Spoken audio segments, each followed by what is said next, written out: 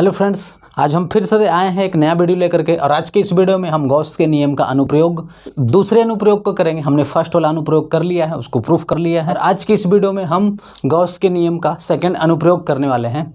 तो चलिए वीडियो को स्टार्ट करने से पहले यदि आप इस चैनल पर नए हैं तो इस चैनल को सब्सक्राइब करें और बेल आइकन को जरूर प्रेस करें ताकि अगले आने वाला वीडियो आप तक पहुँच सके। तो चलिए फ्रेंड्स, बिना समय को गंवाए इसको स्टार्ट करते हैं। तो देखिए क्या करा है, अनंत विस्तार वाली आवेशित समतल प्लेट के कारण वैद्युत क्षेत्र की तीव्रता यहाँ पर बताना है। समतल प्लेट के कारण यहाँ पर बताना है, और वह भी प्लेट कैसा होना चाहिए, अनंत विस्तार वाली। तो हम क्या करते हैं, यहाँ पर एक प्लेट ले लेते हैं, मान लेते हैं एक प्लेट। तो देखिए यहाँ पर मैं फिगर बना रहा हूँ।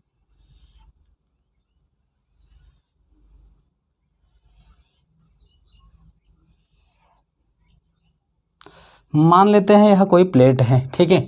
मान लेते हैं यह कोई प्लेट है और इस प्लेट को प्लस, मान लीजिए प्लस क्यू आवेश दिया जाता है। तो जब इस प्लेट को प्लस क्यू आवेश दिया जाता है तो यह आवेश इस प्लेट में एक समान रूप से पूरे प्लेट में वितरित हो जाता है। इस प्रकार से देखिए, प्लस आवेश है तो यह क्या हो जाता है, इस प्रकार से एक समान रूप से इस प्लेट में वितरित हो जाता है। अब मान लेते हैं इस प्लेट का मध्य बिंदु ओ है, इस प्लेट का मध्य बिंदु ओ है। इस प्लेट का नाम रख देते हैं ए बी सी डी, ठीक है। अब इस प्लेट का मध्य बिंदु ओ है। इस प्लेट से आर दूरी पर एक बिंदु पी ले लेते हैं, ठीक है। एक बिंदु पी है। इस प्लेट के मध्य बिंदु ओ से आर दूरी पर, मध्य बिंदु ओ से आर दूरी पर एक बिंदु ओ है, एक बिंदु ओ जिस पर कि वैद्युत क्षेत्र की तीव्रता निकालनी है, ठीक है। अब देखिए, अब इसी मध्य बिंदु ओ से पीछे की ओर, जस्ट ओ पी के अपोजिट पीछे की ओर एक बिंदु पी ले लेते हैं, ठीक है। एक बिंदु पी ले लेते हैं, सॉरी पी डैश ले लेते हैं। यह बिंदु पी डैश है और ओ से पी डैश की दूरी भी आर है। कितना है, ये डिस्टेंस भी आर है। यानी कहने का मतलब कि पूरा पी डैश और पी के बीच की दूरी 2r है।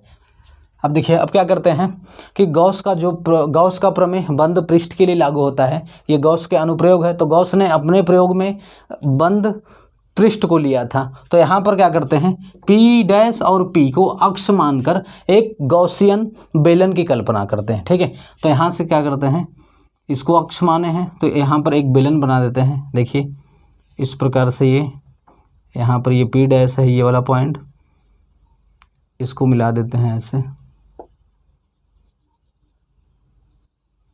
देखिए ये मिला, ये एक बेलन बन गया, ठीक है। देखिए ये पॉइंट ओ है, पॉइंट ओ पर भी एक पृष्ठ दिखा देते हैं ऐसे, ठीक है। तो हमने क्या किया, हमने यहाँ पर एक प्लेट ले लिया। प्लेट का नाम ए बी सी डी, और इस प्लेट का मध्य बिंदु ओ है और इस बिंदु ओ से आर दूरी पर एक बिंदु पी है। इस बिंदु पी पर वैद्युत क्षेत्र की तीव्रता निकालना है। तो इसके लिए मध्य बिंदु ओ से ओ पी के अपोजिट, यानी इसके विपरीत ओ से आर दूरी पर पी डैश एक बिंदु ले लिया। क्योंकि यहाँ पर ये गॉस प्रमेय का अनुप्रयोग है। इन्होंने अपने प्रयोग में बंद पृष्ठ लेकर के किया था। तो यहाँ पर पी डैश और पी डैश को अक्ष मानकर एक गॉसियन बेलन की कल्पना करते हैं, ठीक है। तो हमने क्या किया, पी डैश और पी को अक्ष मान करके एक बेलन बना दिया, ठीक है। यहाँ पर इस प्रकार से आप एक बेलन बना देंगे। अब देखिए, अब मान लेंगे कि बिंदु, यहाँ पर देखिए जो बिंदु पी है, बिंदु पी पर एक स्मॉल क्षेत्र जब लेंगे तो यहाँ पर देखिए बिंदु पी पर स्मॉल क्षेत्र ले लेते हैं और इस बिंदु पी पर इस धन आवेश के कारण वैद्युत क्षेत्र की तीव्रता ऐसे बाहर की ओर होगी। इस प्रकार से देखिए, ये बाहर की ओर होगी ऐसे, ये वैद्युत क्षेत्र की तीव्रता का डायरेक्शन होगा। और इस पृष्ठ का सदिश क्षेत्रफल भी इसके परपेंडिकुलर बाहर की ओर होगा ऐसे। तो उसका डायरेक्शन भी डी ए का डायरेक्शन क्या होगा, बाहर की ओर होगा। यानी कि ई और डी ए एक ही डायरेक्शन में यहाँ पर होगा। तो इन दोनों के बीच का कोण यहाँ पर क्या होगा, यहाँ पर थीटा बराबर होगा 0 अंश, ठीक है। यहाँ पर कोण क्या होगा, 0 अंश। यहाँ पर कोण को समझना बहुत ज़रूरी है। तो यहाँ पर हमने क्या किया कि एक बेलन का कल्पना किया। इस बेलन से देखिए, इस बेलन से यहाँ पर भी 3 पृष्ठ का निर्माण होता है। एक ये आपकी वृत्तीय पृष्ठ, ठीक है, ये वृत्तीय पृष्ठ, और दूसरा यहाँ पर वृत्तीय पृष्ठ, और तीसरा इस वृत्तीय पृष्ठ और इसको छोड़ करके बीच में जो बचा पार्श्व पृष्ठ, 3 पृष्ठ। तो हमने क्या किया, यहाँ पर ये जो वृत्तीय पृष्ठ है इस पर एक स्मॉल अल्प क्षेत्र ले लिया। अब इस पर, इस बिंदु P पर प्लस आवेश के कारण वैद्युत क्षेत्र की तीव्रता निकालेंगे। तो वैद्युत क्षेत्र की तीव्रता का डायरेक्शन होगा बाहर की ओर होगा, क्योंकि ये प्लस आवेश है तो प्लस से दूर की ओर होता है, तो इधर हो गया वैद्युत क्षेत्र की तीव्रता का डायरेक्शन।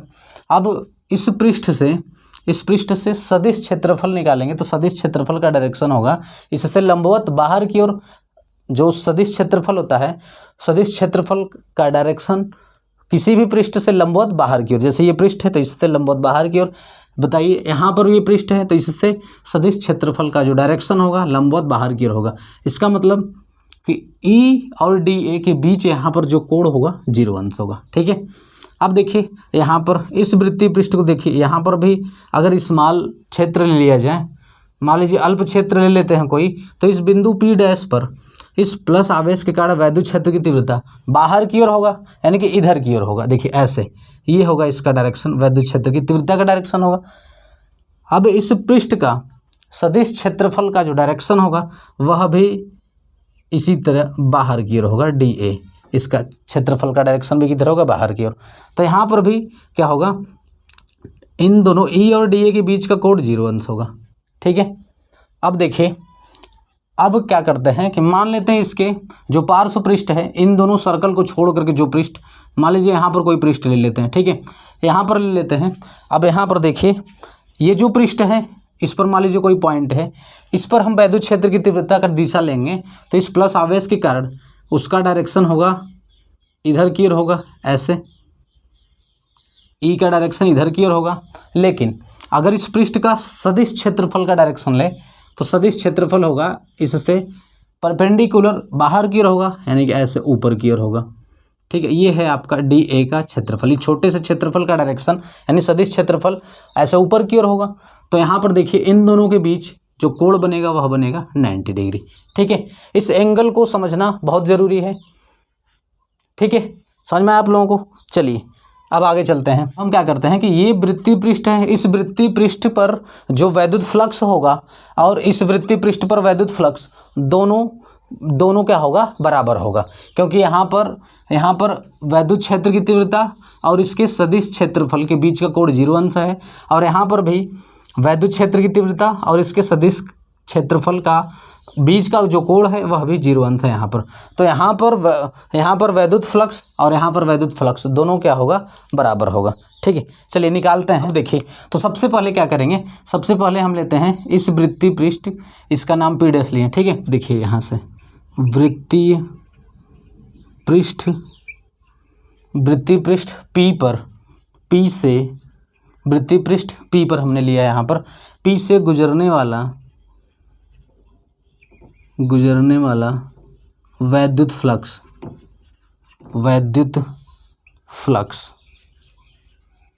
अब देखिए फाई, अब यहाँ पर देखिए ये छोटा सा क्षेत्र का हम निकाल रहे हैं, तो ये लग जाएगा D, क्या हो जाएगा, D फाई। यहाँ पर देखिए ऐसे ये हो जाएगा D फाई, बिंदु P पर निकाल रहे हैं तो P, ठीक है, बराबर।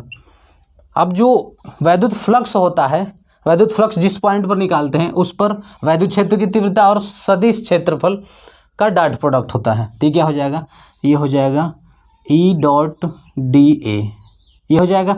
अब देखिए ये हो जाता है आपका EDA कॉस थीटा। जब डॉट प्रोडक्ट होता है तो EDA कॉस थीटा हो जाता है यहाँ पर। अब थीटा का प्लेस पर क्या रखेंगे, 0 अंश रखेंगे, तो ये आ जाएगा आपका D फाई P बराबर EDA कॉस 0 अंश। अब यहाँ पर ये आ जाएगा आपका EDA गुणे 1। देखिए ऐसा क्यों, चूँकि कॉस 0 अंश बराबर 1 होता है, ठीक है। कॉस 0 अंश बराबर क्या होता है, 1 होता है, तो ये निकल जाएगा आपका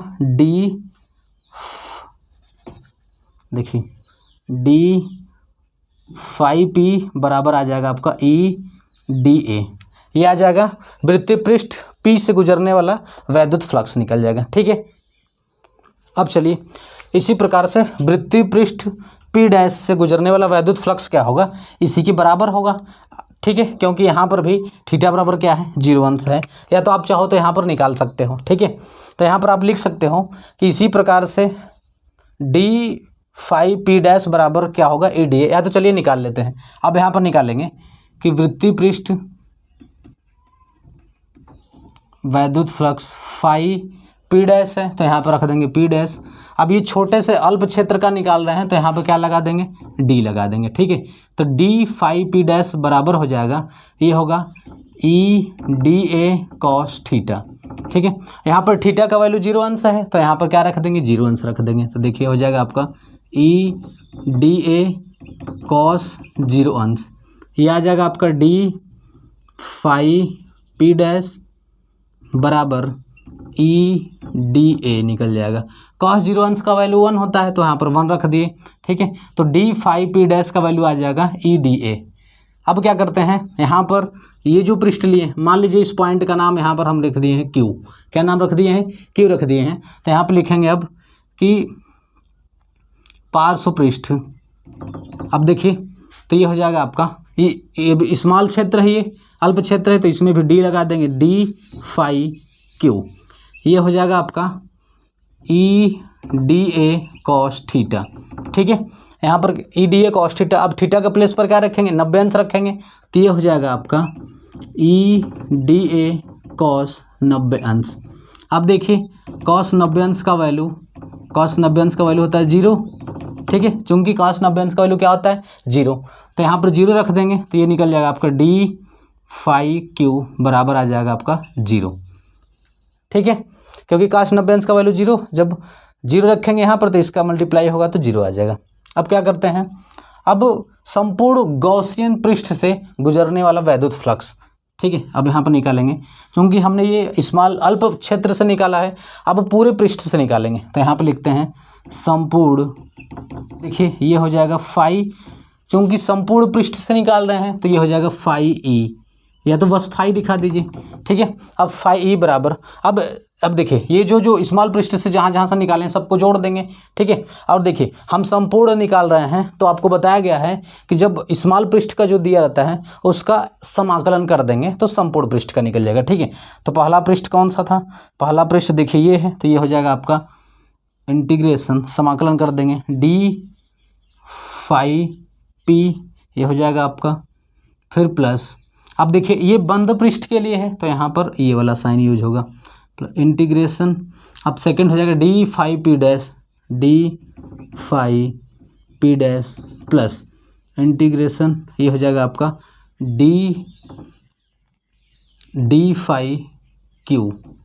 ठीक है, डी फाई क्यू।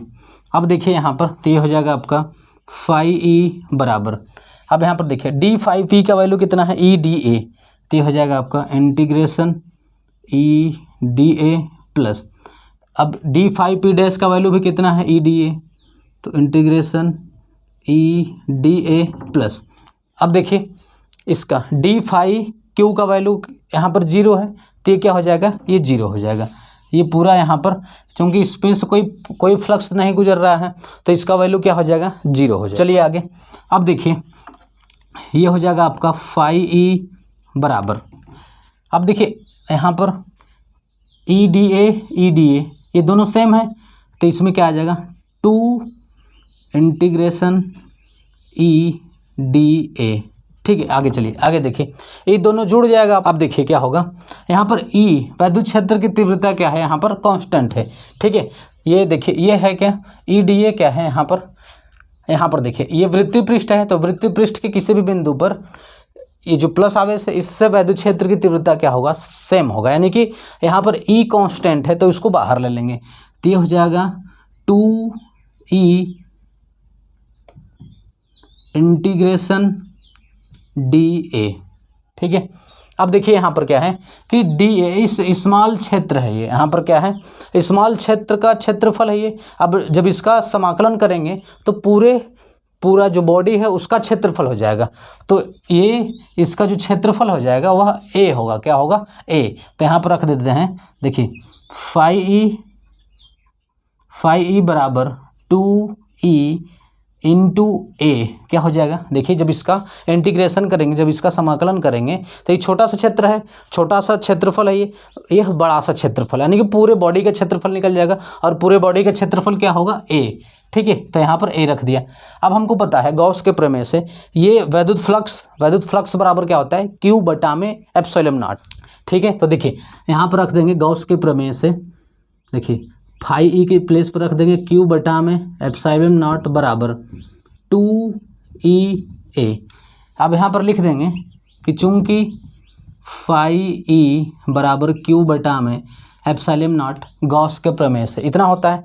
ठीक है, अब यहाँ पर देखिए हमको वैद्युत क्षेत्र की तीव्रता निकालना है, वैद्युत क्षेत्र की तीव्रता। अब इतना आप लोगों ने नोट कर लिया होगा, हम क्या करते हैं इसको इरेज करके मैं इसको ऊपर बताता हूँ। ठीक है, चलिए